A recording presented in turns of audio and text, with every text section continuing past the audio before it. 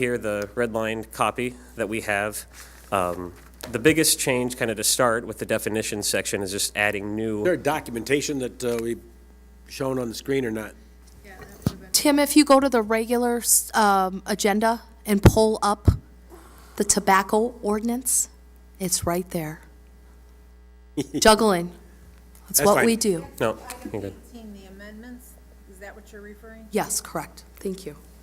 Okay, thank you, just, No. Or going Nicole. back and forth? go ahead, you can continue.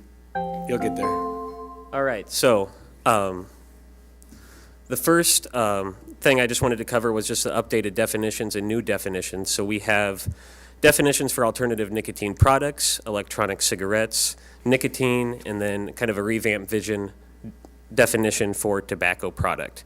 And this really covers a lot of those vape products that aren't currently in the tobacco ordinance. And then moving forward to the license section, we have two categories of licenses that we are. I'm quite going to say, Tim, if you go to the regular council meeting, not the study session, I think it's item 18, I think it was brought up forth on the regular council meeting. Okay, continue. Go to the Thank regular you. agenda, yeah. Good.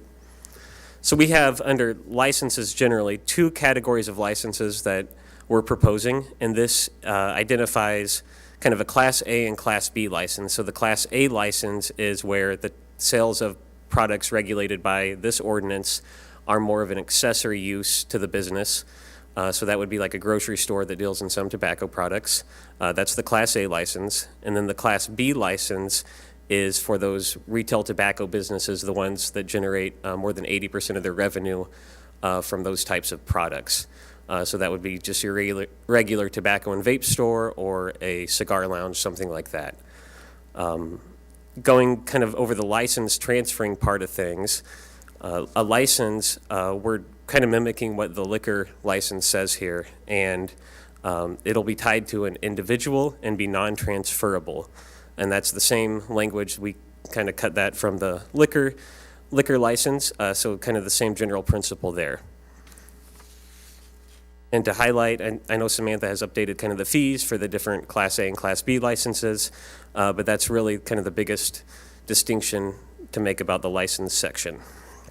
And then other than that, for other updates, do you have a question? I just want a clarification on the changes in the fees. Sure. Do you Go know? ahead, yeah. No, I mean, so what were they and what are they now? Oh, I'm sorry. So the current tobacco license is $125, so we didn't touch that. We just left that alone. And then in council, if they have a suggestion to raise that higher, that's consistent with some of our benchmarks across Illinois. And then the Class B would be $250, so double that, just because it's dealing directly with, 80% or more is derived from vapes or tobacco-related products. And so, again, we kind of looked across other cities in the state to see what they had, and that's what we came up with. Okay, thank you. You're welcome. And so moving on now, the other sections in this ordinance is mainly kind of cleanup, so changing that 18 years of age to 21 years of age. Those are the major other changes that you see to match the 2019 state requirement there. But other than that, no major changes for the ordinance. So now moving on to the zoning code side of things, the biggest update we're proposing there is putting a new definition in for retail tobacco business. And this mirrors the Class B license. Tim, I don't know if you want to pull that up, but it should be just before. Before or after? I think it's right before. It's right before. 17, 17. item number 17.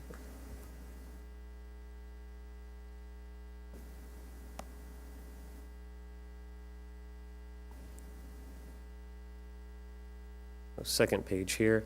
And the biggest thing that we changed was just including a new definition for retail tobacco business, so we could really define what that business was. And that matches the Class B definition in the tobacco ordinance. So the zoning code will mirror the tobacco ordinance in this case. And then moving on to the location requirement, which is Section 2, starts at Section 2 in the ordinance. It inserts retail tobacco business that's been defined into the B2 downtown business zoning district chapter of the zoning code. And that includes a location requirement to be outside of a 100-foot buffer from any residentially zoned property. And there's a map attached to this as well that Tim can show. And this is the same map that was presented on back in December, just showing those commercially zoned properties, B2, B3, B4 business zoning districts that are outside 100 feet from residentially zoned property.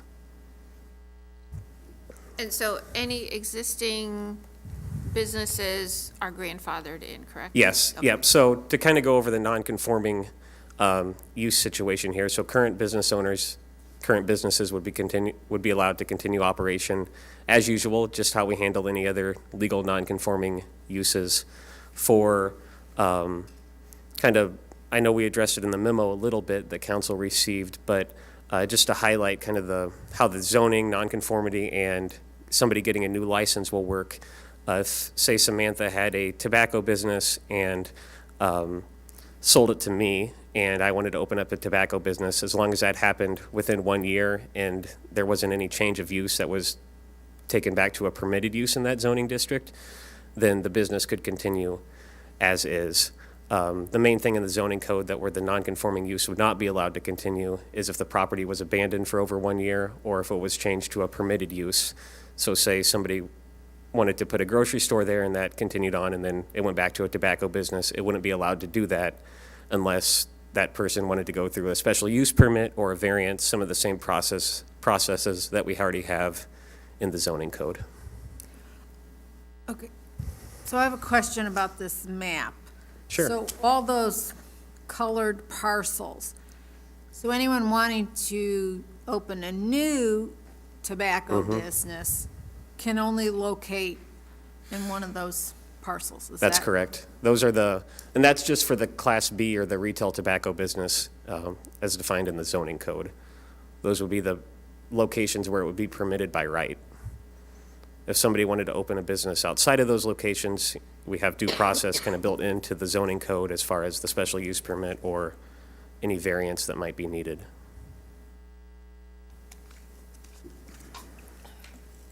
Dave, did you add something? Yeah, I was just going to say that I think that what was attempted, and I think that staff did a very nice job of, and I think they're going to continue to do this, is to kind of get the licensing and zoning and other matters to all match up so that they overlay. And so it gives council more, a clearer picture of what can and can't happen. It gives the property owners a better idea of what can and can't happen. And I think they've done a real nice job, and I'm guessing that they're intending to continue to do that in the future, is to say, hey, if you look at zoning, how come zoning would allow it, but over here licensing doesn't allow it? And then you get stuck in a kind of a crossfire question there, and I think that it's a concerted effort on their part to say, hey, it's all one harmonious process so that they all read the, what's allowed here by licensing is allowed here by zoning, and I think that that is really what has caused them to bring this forward.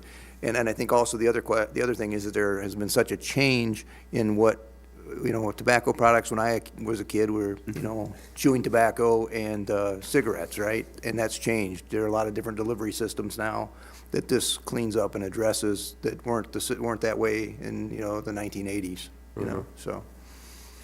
Tana, would you talk a little bit about the decision on the flavored products?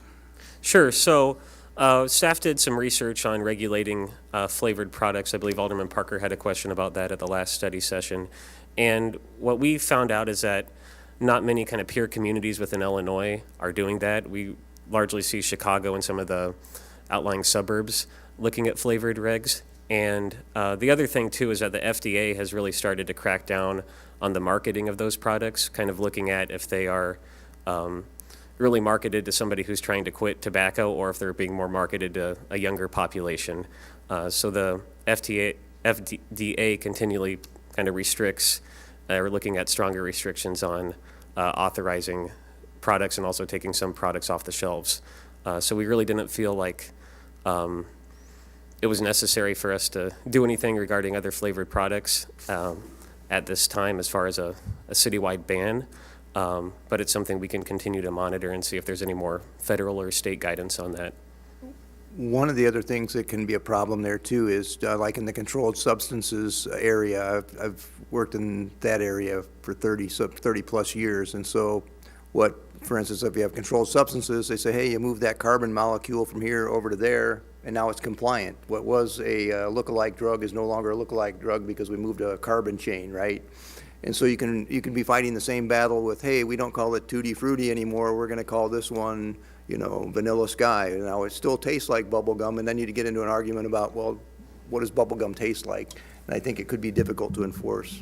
I think it would be better left to maybe some higher powers, because once again, just like, you have look-alike drugs that people are smart enough to change the engineering, and then they go, well, we're not in violation anymore, so. I'll speak. I appreciate the research that you did, Tanner, and staff's recommendation. I do not agree with it. I think the city of Rock Island should be a leader in our community, banning flavored products, not only a youth thing, but a racial aspect to this as well that has long been going on in this country. I don't know if I can support the regulations as they stand in the absence of a prohibition on flavors. And that gets around the discussion about what does bubblegum taste like. We're not debating which flavors are allowed. We're banning flavors at all. It has to taste, well, I guess you could debate what does a cigarette taste like, but. Sure, right, and reasonable minds can disagree on those types of things. I'm just suggesting that, having litigated those issues since 1992, I'm fairly familiar with them, and I'm just saying that that's something that could become an enforcement issue. I guess just because it might be difficult, maybe it doesn't mean you don't try. I don't know, but it is a potential hurdle, and I've argued those arguments for a long time, and you never know where you're going to go with them. I'm also against the staff recommendation to wait and see approach. I personally would like to ban the flavored. Anybody else feeling that way? And again, I want to reiterate that I appreciate staff's work on this. I would agree. Reasonable minds can disagree. Few other people acknowledge the same thing. Anybody else agree with that or no? I do. Jenny? Oh, I do. Jenny as well? 4. That's 4 then. If, Other than the, But I in the know we're study not, session, I'm yeah. just trying to a straw poll here to. But you could amend it when it comes up in Yes. regular Yep. session. Okay? well, I mean, I would ask our staff if it would appear, without making a decision in a study session, that there is support from the council to ban flavors. Is that something that we should just amend on the fly, or something that staff would prefer that you come back to us with? Can you hear that? So I think that we would need to have, excuse me, I'm still not very well, so my voice is kind of going in and out. I think that we would need to have a discussion about what that really means if we want to ban flavors. Does that mean that anyone who is currently selling flavored products would be prohibited from continuing to sell products? Are we saying that that means that any new business that wanted to open would be prohibited? There's a few other ancillary questions that need to be answered if we establish as a policy matter that we don't want those products sold. So I think that if there's a strong majority opinion here that there is a desire to ban flavored products, staff may need to explore a little bit more what communities that have taken that step did specifically to answer some of those ancillary questions. So I would defer to the city manager on this, but it may be wise to actually pull these items from the agenda. Hold on one moment, because we do have a vape shop moratorium that expires at the end of March. I was going to Okay. get, I know I'm talking slower than normal. I'll get there. I just wanted to make sure that was clear. So if we did that, we would need to also consider that matter. yeah. But again, not very many communities in the state of Illinois have done this. And so that was the only question we were trying to answer. We did not look further into those that did ban flavors, how they did that, what enforcement looked like, whether things were grandfathered in or not. And I don't think from the legal standpoint, I think that doing something quickly is usually not the preferred method. You would want to go and take a look and see what these other places have done, but that doesn't mean you couldn't consider the ordinance as proposed, and you could always amend that as well. So you could bifurcate those issues and say, hey, we want to come back and take a look at this and see what they've done in Chicago. But my concern would be is if we do it hastily because we have this deadline, but don't define well enough what it means to have a flavor or not have a flavor, and I think you set yourself up for problems that you don't need. I'd recommend, go Oh, ahead. I was gonna say, could we extend the moratorium and postpone a vote until the federal government comes up with a clearer definition and regulation for flavored? Could be a while. Or you could pass this and amend the ordinance when that happens. Perhaps a way to split the issue is, we could go ahead and approve what has been proposed today, and then added to the motion could be a specific directive to staff that within 30 days, we come back with a set of options that are specific to this more narrow question. We could also do that. That way, we can keep one another accountable and come back with that answer in a timely manner. I also want to bring up the fact that our licensing season and permitting season starts May 1 through April 30th. So we currently do not license vape shops according to our ordinance. So therefore, we would just continue what we've done the last few years if you guys decide to table it, which is fine. I mean, we've done it for years, but I just want to make sure that council understood that as well. I was going to recommend you remove the items from the agenda and extend the moratorium for 6 months and then bring it back as a total package. You would not be able to then license vape shops At all? at all. Well, the moratorium on new ones is. But even you can license, right now, we'd be able to license the existing ones. We can't. Why can't you just extend the moratorium on new ones? You can, but the issue is we don't currently charge any yeah. fee for the existing ones. And I want to start charging. That's the I would downside. support Miles's recommendation to approve what has been proposed tonight and then have staff come back in 30 days. Having a hard time hearing you, Dylan. Dylan, can you speak up? I think he said that he would agree with Miles' recommendation that going forward with the proposal as proposed, with the amendment or addendum, that staff is directed to come back with a fix on the question of flavoring within 30 days. That's what I thought I heard you say, Dylan. Is that correct? Yes. Okay, good. So I still have a question on so we're talking about licensing vape shops, correct? Just like we do tobacco, yes. But do we have an account of how many vape shops we have in the city? I think I asked that question before. Is this going to be like they're going to do this on their own, or do we know how many vape shops we have so we can ensure that we have all of them licensed appropriately? So we will, of course, issue a press release and send letters to all of the vape shops that we know of, which has been us driving around and Googling and all of those things to the best of our knowledge, and then sending letters out, making sure there's a press release that's on our website to ensure that everybody's aware that this is starting May 1. We're sending Hey, you said do a press release or? actually Yeah, sending I would recommend a notifications to press those release. businesses? You both talked. What I was would that? recommend sending something to the actual business instead of just a press release, because we know how effective those are sometimes. Both. We're doing both. I'm sorry. I don't know if you heard me. We're going to send Oh, okay. letters to every No. single tobacco shop as well as every single vape shop. So the tobacco will also Okay. be given this information just so they're aware, because there'll be a new application. Okay, sorry, no, I didn't hear that last Okay. part, sorry. Hey, how about now? Can you hear me better now? Yes. All right, sorry about that.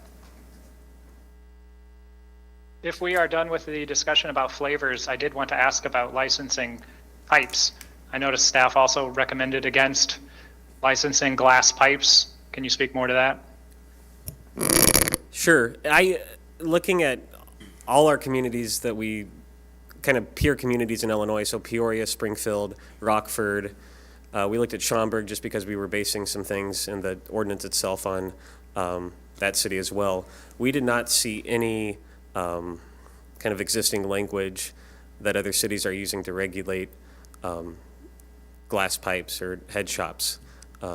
Nothing of that sort. So really, we just didn't feel like that was kind of a pre-existing thing to look at kind of an example community for.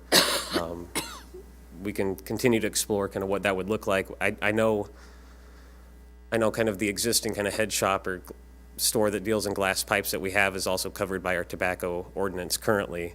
I don't know if, not aware of many others or how big of an issue it is right now, but we can certainly continue to look at that. We just didn't see anything existing to go off of. So to clarify, would a business like Yabba Dabba, I don't think they sell any tobacco, but are they required to have a tobacco license? I believe they do have a tobacco license on 14th Avenue. Yeah. Yeah, I believe they do. They're an existing licensed tobacco retailer. Okay. All right. Because Well, there- and I'm, Sorry, Dylan. The definition in the tobacco code talks about all the accessories, so it addresses, anything you can use to smoke tobacco out of. And the same thing Okay. here with the update too, it addresses electronic cigarettes, so kind of looking at associated products to the actual thing you're smoking or ingesting.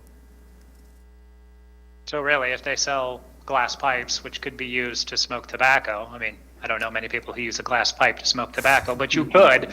I mean, that automatically makes them, required to have a tobacco license, right? Yes. Yes. Okay, thanks for talking that through with me. I'm good. Any further questions? Any more updates? I just want to make sure that we have clarity of direction. Is the majority of the council in favor of approving things as they are tonight with that addendum for a 30-day report back on flavored product? Is there general agreement on that? Basically? Yes. Okay, Yes. all right, thank you.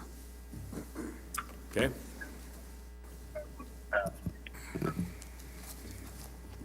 All right, thank you very much. Appreciate it.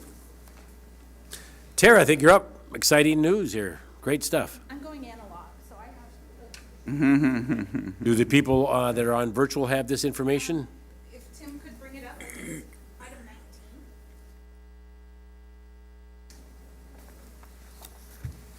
I don't need a copy, I'm good. Yeah. Dave might want We got one, it, don't we? just for fun. He likes paper. Okay. So I am here this evening along with representatives from Valley Quad Cities. We have Attorney Mark Schwiebert and Senior Director of Finance, Troy Wolford, with us. So if you have questions that I am not able to answer, we certainly have folks who can. This agreement, staff and the team from Valley Quad Cities have been working on this agreement, which are in relation to the proposed creation of a state-of-the-art sports book and sports lounge, and a refresh or rehabilitation of the hotel rooms. So, as you can see here in our agreement, yes, there we go. We have recitals. The city has the Parkway I-280 TIF, based on the powers given to us through the state of Illinois and the TIF legislation. We can use this act to stimulate and induce redevelopment pursuant to that act. If you go, the hotel became, this property became operational in 2007, and I believe the hotel rooms were 2008. So this refresh is of the 2008 finishes.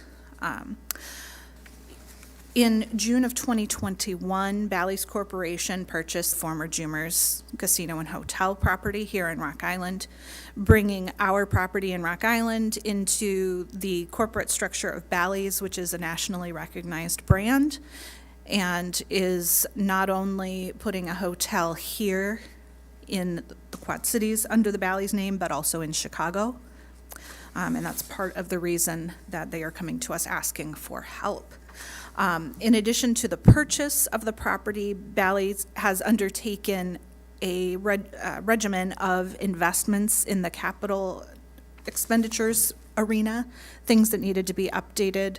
So some of the equipment, such as HVAC, security equipment, things like that. Separately, this sports book is now a possibility based on legislation through the state of Illinois. And we have been approached with details about the project.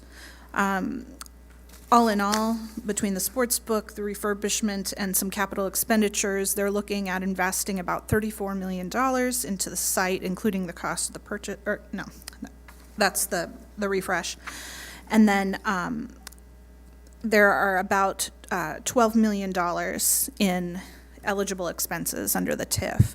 So we are proposing that based upon creation of the sports book and the sports lounge, which would create new jobs and new sales tax, food and beverage revenue, and gaming revenue for the city, along with the hotel refresh, which will help this property maintain its competitiveness versus two newer properties on the Iowa side. Besides being newer, those properties were also not subject to the same COVID restrictions as the Illinois property here in Rock Island was subject to. And so while the market share has started to come back to where it was, these investments are needed to ensure that Bally's can stay competitive in our market here with the addition of a Chicagoland casino and a Rockford casino that's been approved by the Illinois State Gaming Board. Plus, we have a lot more video gaming machines than we did in 2008, 2007. So we propose that along with the sports book, the hotel project should occur. And much in the same vein that we have done previously, Bally's will pay their property tax because the property tax from Bally's is what funds that TIF. They are the sole property tax payer pretty much in that TIF. So they will pay their property taxes, and over the course of 5 payments, roughly, through the end of the TIF, we will reimburse up to $4,758,613 of eligible redevelopment project costs. The structure that we propose is a rebate of 75% this first year, since a lot of the expenditures and investment will be front-loaded in the 2023 calendar year to get the sports book up and going and make those needed deposits to get the hotel project running. In 24, we will do 65% increment rebate. In 25, a 45% increment rebate. 26, a 20% increment rebate. And then in 27, if there is any remaining balance of that $4,758,613, we would pay that out. That's kind of the meat, Miles? Oh, okay. So again, the front loading of expenses, the sports book will be, over $4 million worth of investment in the physical property. Then there's investment in hiring and training staff and getting everybody ready to go. The hotel project, I think it's about $20 million. The numbers we've got right now, of course, everything is changing, as we know. So that's a roughly $20 million project, and that expense is sort of front-loaded because you have to put deposits down with your contracts, pay for those items before they get to you many times. So that's why we're proposing the structure that we're proposing, since that investment has to happen more on the front side than on the back side. Then past that, enforcement and remedies, that's a lot of the language that the attorneys like to see. And Dave only briefly consulted with us on this. We've worked with Kathy Orr, who's our TIF attorney, and then Counsel for Bally's on putting this together. But yeah, the rest of the pages there are the mutual understandings, the force majeure, the term of the agreement, who notice should be given to, clauses for termination, modification, all of those things. I don't, Mark or Troy want to speak at all? You guys can, more than glad to hear from either one of you two, or both. I'll just add a few words. Mark Schwiebert, here actually in kind of a dual capacity. Number one, I have been retained by Bally's to serve as one of their counsel. John Callis actually does more of the TIF work than I do, so he's been doing more of the nuts and bolts within our office, but also as a citizen who's been involved with this project for the last 30 years. 30 years ago, we worked with the Jumers organization, of course, first to get the river boat on the riverfront, and then to relocate to the site where Bally's is now operating. The cost of that project originally was about $70 million, a little over that, and the cost of the project they're doing now is about $34 million, so it's almost half of what was done before. So it's a major investment that they're making in the site. Tara did a really nice job of presenting. I'm just going to hit on a couple of additional things that are, I think, of particularly importance as we're asking for the city's continued partnership on this project as we've had in the past. And that is that we've had some real headwinds here in Illinois over the last few years. It's a very competitive marketplace in the gaming industry. You're aware of the boats on the other side of the river, former boats, now casinos, that have been put in place, and the market share they've had, which has grown because of the pandemic. Iowa was a little more lax in their enforcement requirements here than in Illinois. Our limitations in terms of the operation of the casino went from 20 to 21, and that really slowed down operations and cost us a lot in market share. Add to that the fact that, as Tara mentioned, we have video gaming terminals in Illinois, which surprisingly now are actually larger in their volume than the casinos. And here in Rock Island County, I think we have 900 of them. Which compares very much with the number of slot machines we have at the casino. So we have those headwinds we're dealing with. And then add to that, if that wasn't enough, Rockford's come online with a casino that also impacts on our market share. So Bally's is keen on doing this and wanting this to be a major player and a competitor within this marketplace. But because of all those headwinds, the city's participation and support is probably more important than it even was, 20 years ago when we originally started working with Jumers in creating this project and then relocating it to its current site. I will mention just a couple of other things that I think are significant. As was mentioned, this is a $34 million investment. The city's commitment to that would be about $4.7 million.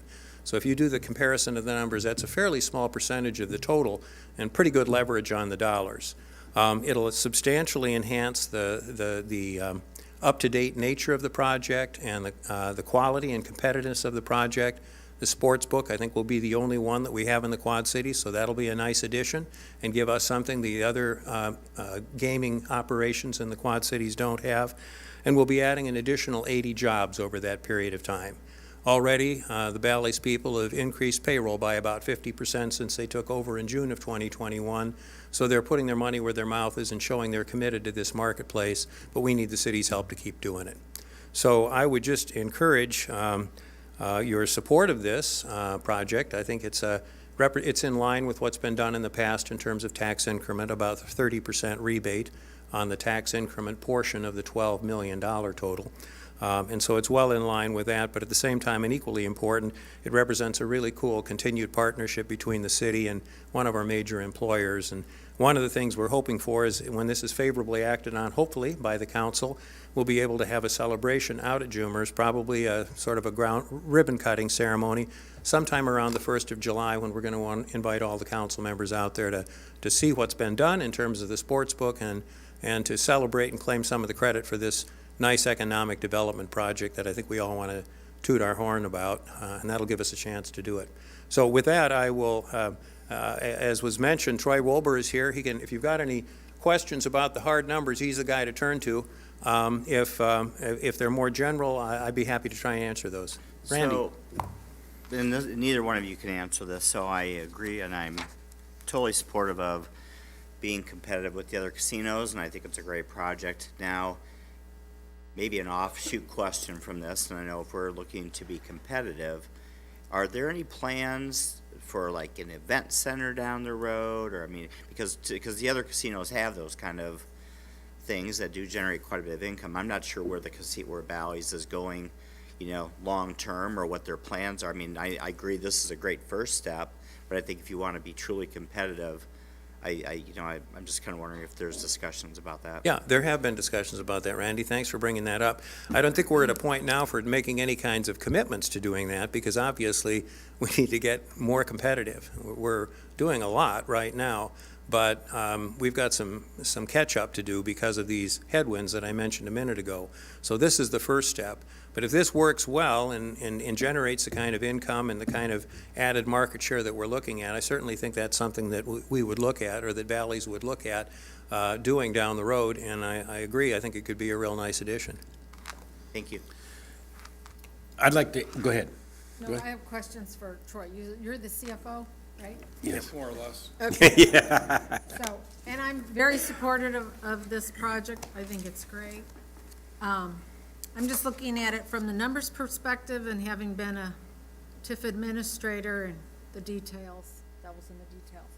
So as of, before we make the first payment this December, do you have any idea of how much in receipts you can submit to the city in terms of how much you've already spent on refurbishments or construction or capital improvement projects that would be TIF eligible?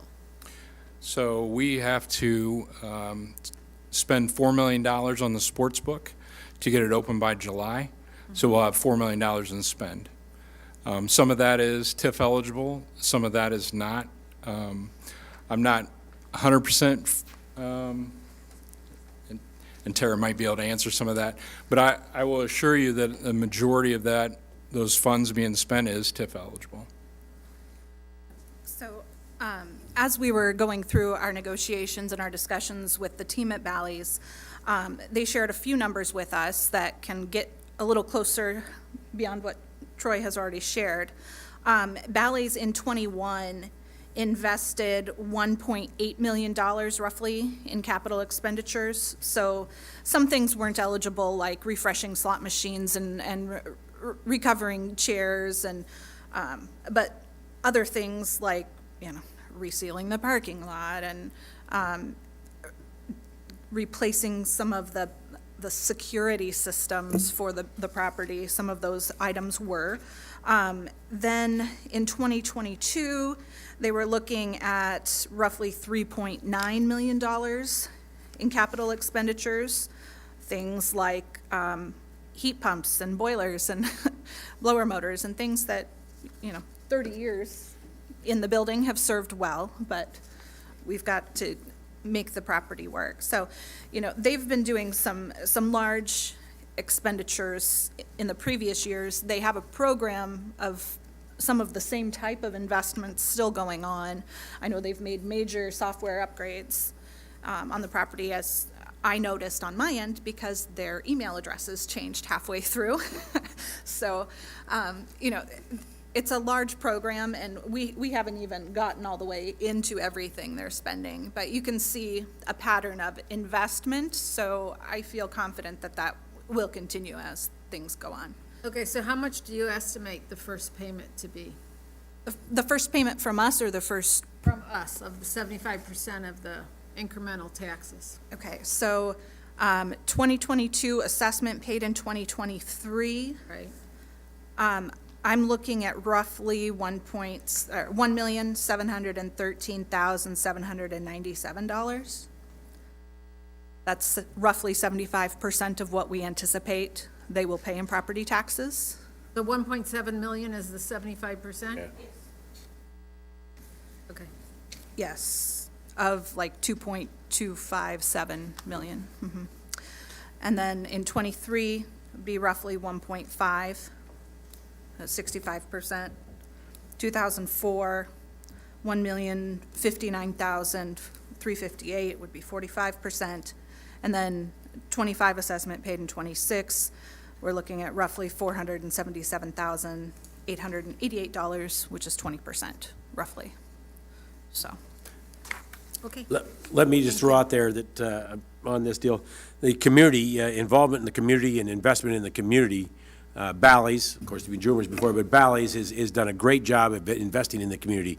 There's a scholarship that they give out at Rock Island High School annually, a large dollar amount.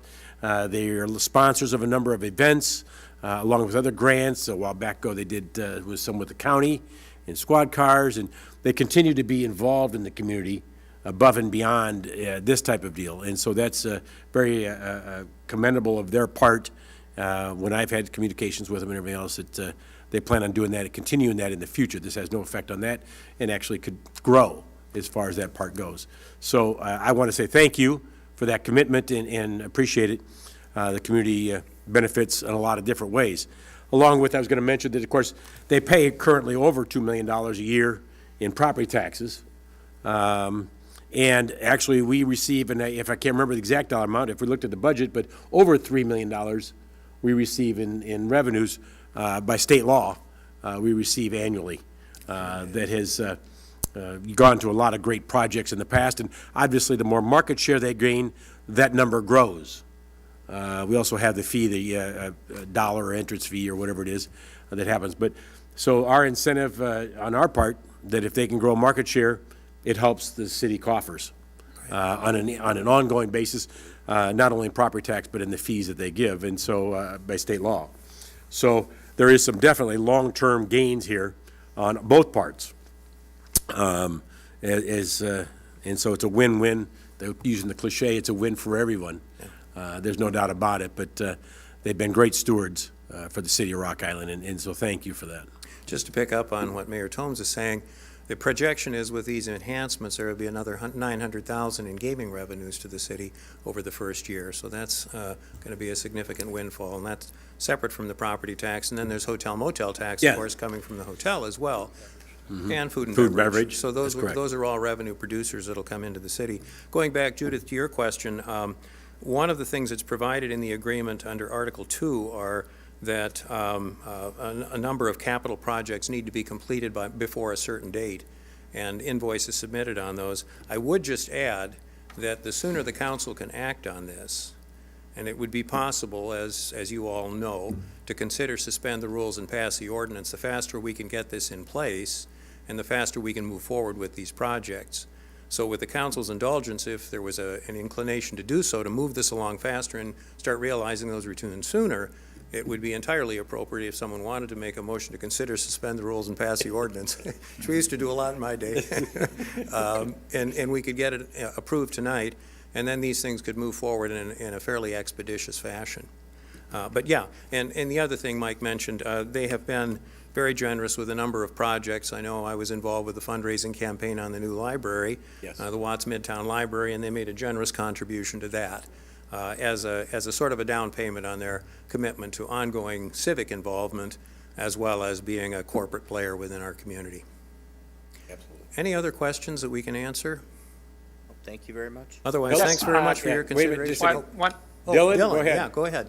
I did have a question, if I may.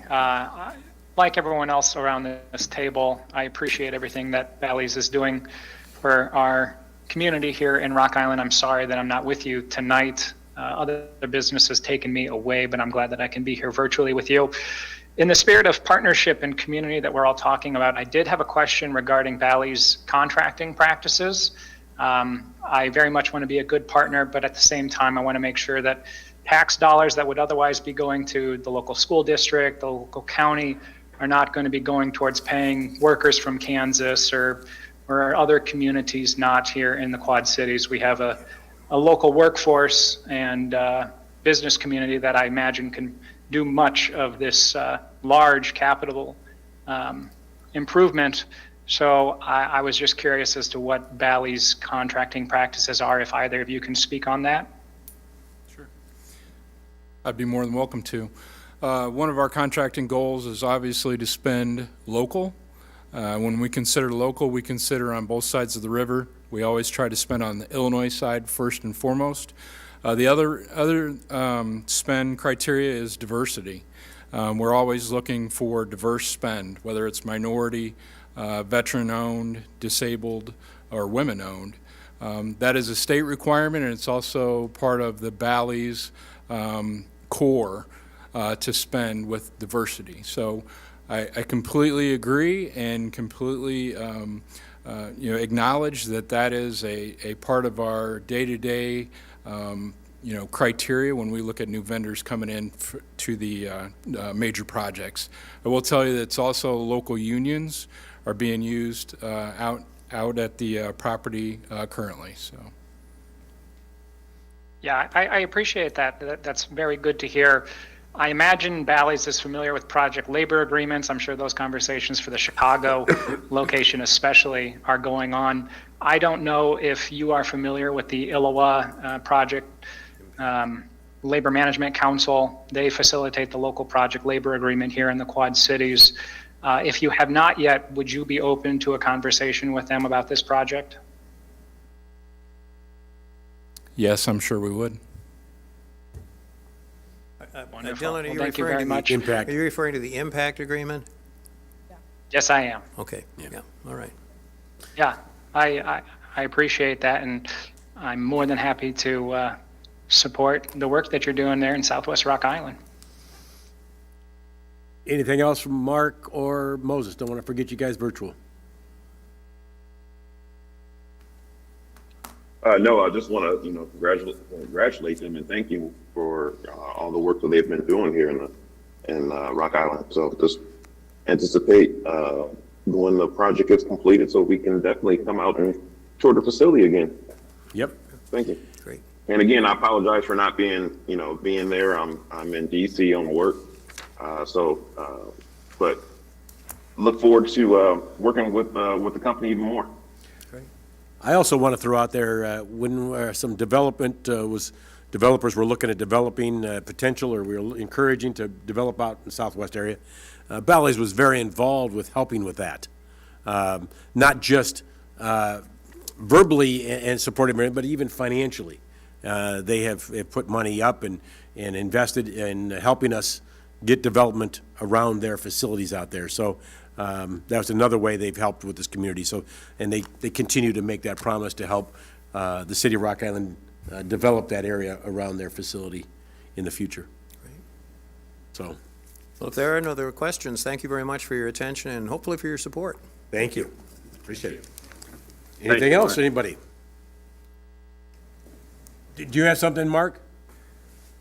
No, I was just going to say that I'm very cognizant of all of the contributions that Valley has made so far, and I think looking at other communities, they stepped out on a leap of faith, and I think that it would be in our best interest to do likewise, because I think that there are great things ahead with regard to this project.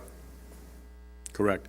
And by the way, we have on the agenda tonight, returning some funds. We have excess funds of over $500,000 that will be returning back, I'll call it, into the community, back to the schools and the airport and the county and city, coffers, everything else. And we've done that consistently year after year. So we do not hang on to excessive funds that we potentially could have if we wished for other things. But so it's been, so they're still contributing to those called agencies and municipalities also, not just the city. All right. If there's nothing else, I'll entertain a motion to adjourn. Motion to adjourn. Second. Moved to second. Any discussion on it? Roll call, please. Alderperson Parker. Aye. Pulis. Aye. Robinson. Aye. Hertz. Aye. Gilbert.